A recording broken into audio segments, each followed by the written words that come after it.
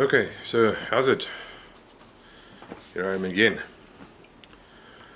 I ended part 2 when I heard that the diagnosis was positive and that it was cancer, and the realization that cancer is incurable. Now, what I didn't realize then, but what I realized only a few months ago, 2 months, 3 months ago, is that at that point in time, when I got the diagnosis, incurable for me meant the same as fatal. For some or another reason, at that point in time, the two concepts was for me the same thing. Now, I didn't consciously verbalize it at that point. I didn't say it is incurable, therefore it is fatal. But in those first days after the diagnosis, that is what it felt like to me. I'm going to die from this.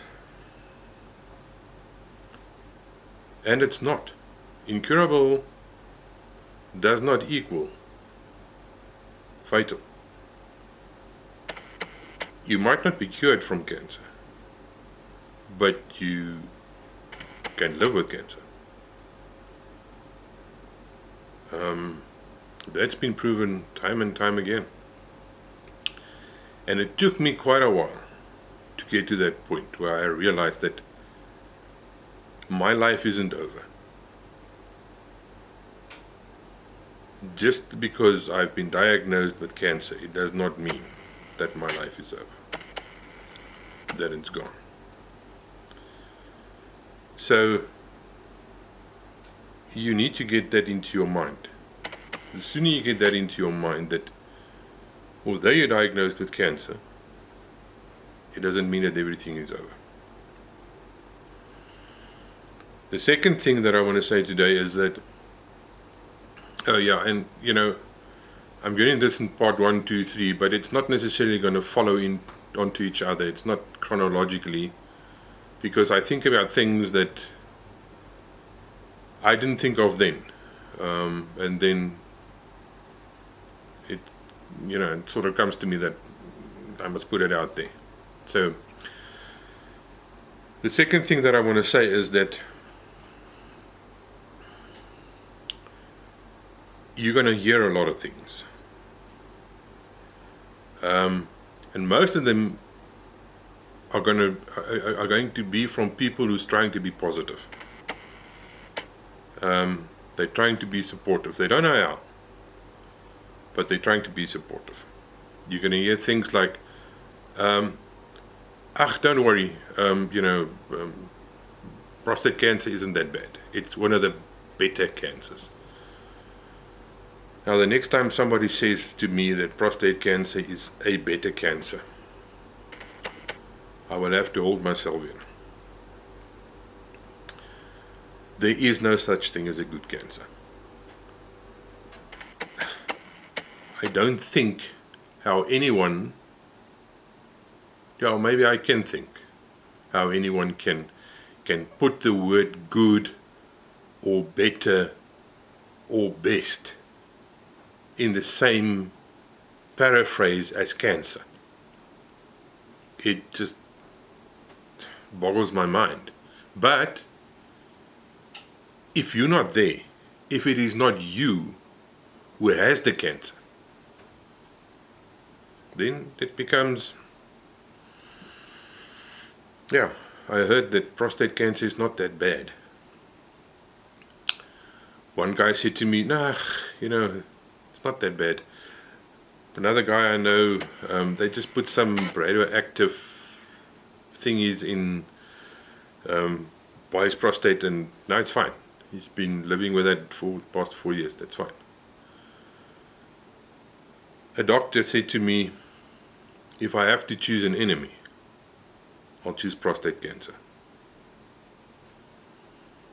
So later on, many months later, I went back to him and I said, well, you're free to have this. Really. If you want this enemy, you can have it. Because they speak from no real knowledge. They do not know physically what prostate cancer does to you. They do not know that it takes away your manhood. They don't know that the medication they give you to treat the prostate cancer even further takes away your manhood. They read about, especially doctors, and my best friends are doctors, and they've given me extremely good advice. But only a doctor with prostate cancer, who's gone through the whole treatment, who's been there the whole time, can really tell you what it's like, what's going to happen to you. Because they all read it in books. They all read it on the internet, and everyone else reads it on the internet. You have this and you get this treatment, androgen depressive treatment, I think that's what ADT stands for. And they read what happens to you when you get that treatment, but they don't know how it feels when that happens to you. So you can hear a lot of things, but mostly they try to be positive.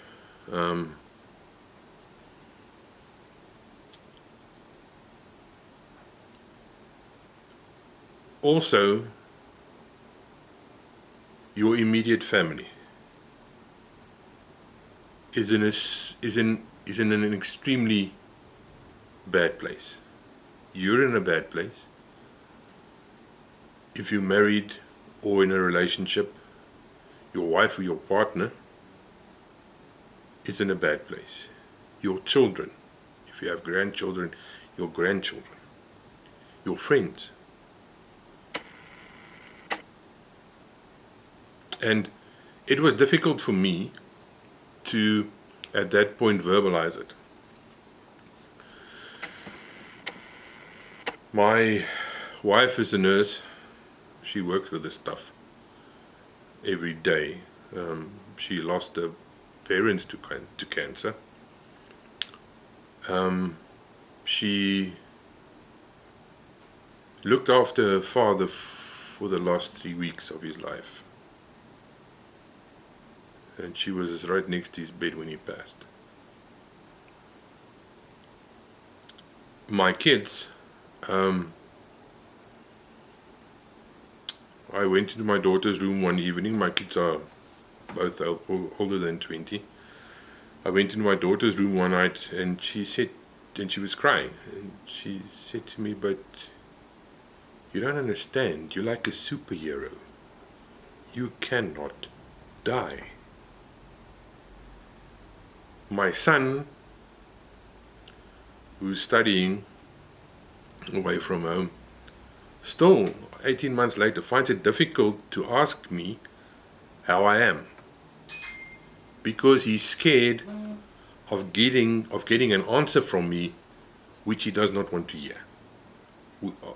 He's scared to get an answer of which he's scared. So they're in this place, you're in this place, and you're all in a different box. And what I didn't do was talk. I don't talk that easily about myself, about things that are within.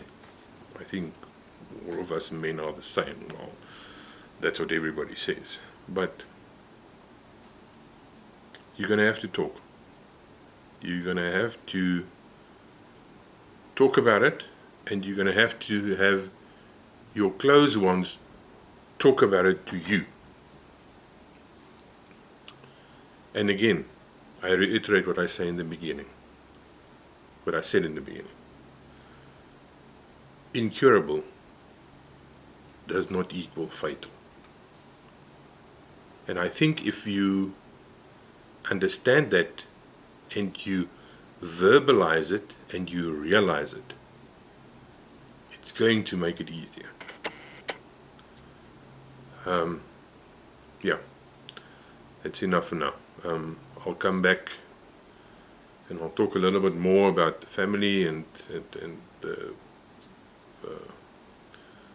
how the relationships for me worked then and with friends, etc. So take care, stay strong. And I'm going to have to switch this off by hand.